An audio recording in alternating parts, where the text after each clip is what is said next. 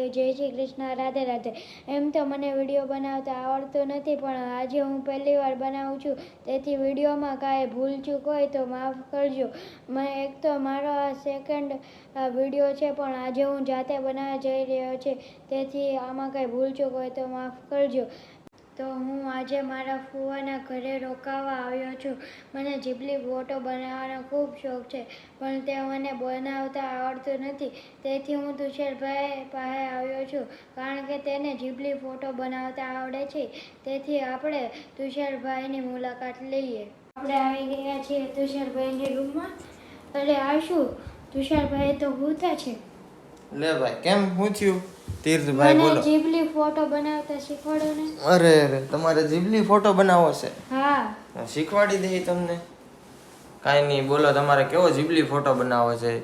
Cartoon વાળો Ghibli photo આવે એ બનાવવો છે ને? હા તો તમારે જો આમ મારું માનો ને તમે, તો તમારે જીબલી ફોટો બનાવવો હોય તો બનાવો, ના નથી આપણી, પણ તમે એક વાત ધ્યાન રાખો કે જીબલી ફોટો એક એઆઈની ફીચરથી બને છે, બરાબર? એઆઈ તમારો ફોટો લે છે અને તમારો ફોટો ક્યાં વાપરે છે એ તમને ખબર નથી। તો તમારે એ ફોટો બનાવવો હોય તો એ તમે ફોટો બનાવો, પણ ક્યાંય અપલોડ નહીં કરતા, તમે તમારા ફોનમાં સેવ રાખજો અને કોઈને બતાવો હોય તો બતાવજો। પણ એવું નથી, પણ આ એક ટ્રેન્ડ આવી ગયો છે, એટલે લોકો બધા ફોટો બનાવે છે, બધા જાત જાતના ફોટો બધા બનાવે છે અને બધાને અપલોડ કરે છે, શેર કરે છે, અને બધા એનું જોઈ જોઈને પોતપોતાના ફોટો પણ બનાવે છે। તો એ ફોટો એક એપ્લિકેશન આવે છે જીબલી ટ્રેન્ડ કરીને, એની એપ્લિકેશનમાં ફોટો એઆઈના મદદથી ખેંચીને પછી ફોટો પાછો ટ્રાન્સલેટ કરીને અને આપણને જીબલી ફોટો બનાવી દે। તો એક મારી વાત સલાહ લેવો ને તમે, તો તમારે છે ને હકીકત આ ફોટો બનાવવો ન જોઈએ, કેમ કે તમે જો એ ફોટો બનાવો ને, તમે આવા હારા રૂડા રૂપાળા દેખાવ છો, બરાબર? અને તમે ખોટો હું કામ તમારો ફોટો પાડીને ખોટા તમારા ચહેરાને હું કામ ફોટો બનાવો છો?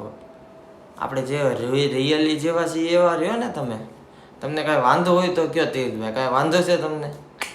તો પછી તમે જેવા છો એવા રહ્યો, અને તમે ગમે ત્યાં અપલોડ કરવો હોય ફોટો, ફેસબુકમાં મૂકવો હોય, ઇન્સ્ટાગ્રામમાં મૂકવો હોય કે વોટ્સએપમાં મૂકવો હોય, તમે ફોટો મૂકી શકો છો, પણ તમે તમારો ઓરિજિનલ ફોટો મૂકો, જેથી કરીને તમને લોકો ઓળખે। ઓલે જીબલી ફોટામાં કેવું છે કે તમારો ફોટો પાડીને એ એઆઈને ટ્રાન્સલેશન કરીને પછી તમારો ફોટો કાર્ટૂન જેવો બનાવી દે, પછી લોકો સામેવાળા ઓળખી નથી શકતા।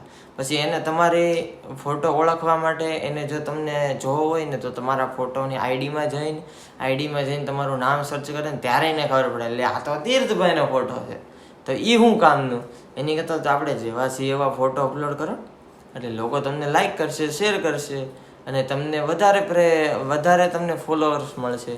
અને જો ભાઈ આ જીબલી ટ્રેન્ડ જે હોય એ તીર્થભાઈ, તમે જેવા છો એવા રહ્યો, આવા ફોટા બોટા રહેવા દો, ખોટા નાટક રહેવા દો। તમને કોણે કીધું આવો જીબલી ફોટો બનાવવાનું? આવા ફોટા બનાવાતા હોય છે કાંઈ? આવા કાર્ટૂન જેવા થવાય આપણે? આવા હારા ઢીંગલા જેવા હોય ને આપણે કાર્ટૂન જેવા હારા લાગી? ઈ ધંધીનો નહીં કરવાનો, બરાબર? તમે જેવા છો એવા રહ્યો અને ખુશ રહ્યો અને બધાની સાથે હળી મળીને રહ્યો, પણ આ જીબલી ટ્રેન્ડ રહેવા દો। જો ભાઈ, મેં એક કોઈ ફોટો બનાવ્યો નથી, બધાએ ભલે જેટલા બનાવ્યા હોય એટલા, બરાબર? આપણે એક ફોટો બનાવ્યો નથી ક્યાંય, બરાબર? એટલે તીર્થભાઈ, હું તમને હાસી સલાહ આપું છું કે આ જીબલી ટ્રેન્ડ રહેવા દો, તમે જીબલી બીબલીને મૂકો સાઈડ ઉપર,